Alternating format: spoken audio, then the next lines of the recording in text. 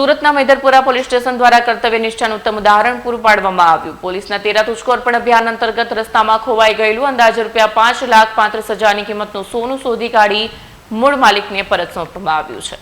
મળતી માહિતી અનુસાર તારીખ 16 ફેબ્રુઆરી 26ના રોજ અરજદાર સંકેત રામજીભાઈ દેવાણી પોતાના પેન્ટના ખિસ્સામાં સોનાનું એક બ્રેસલેટ અને 2 નંગ સોનાની કડલીઓ કુલ વજન 33.350 ગ્રામ લઈને સલાબતપુરાથી વરાછા જવા નીકળ્યા હતા। રસ્તામાં સહરા દરવાજા પાસે તેઓ એક પાનના ગલ્લા પર મિત્રની રાહ જોવા થોભ્યા હતા। ત્યારબાદ વરાછા મિની બજાર પહોંચીને તપાસ કરતા ખબર પડી કે ખિસ્સામાં રાખેલા સોનાના ઘરેણાં ક્યાંક પડી ગયા છે। ઘરેણાં ખોવાતા સંકેતભાઈએ તાત્કાલિક મૈદરપુરા પોલીસ સ્ટેશનનો સંપર્ક કર્યો।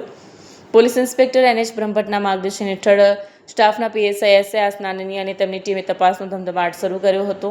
ફૂટેજમાં જોવા મળ્યું હતું કે ઘરેણાં સહરા દરવાજા પાસે પડ્યા હતા। ત્યાંથી પસાર થતા 2 નાના બાળકોને મળ્યા હતા। પોલીસે કાયદેસરની કાર્યવાહી પૂર્ણ કરી ₹5.35 લાખની કિંમતના ઘરેણાં મૂળ માલિક સંકેતભાઈને પરત કર્યા।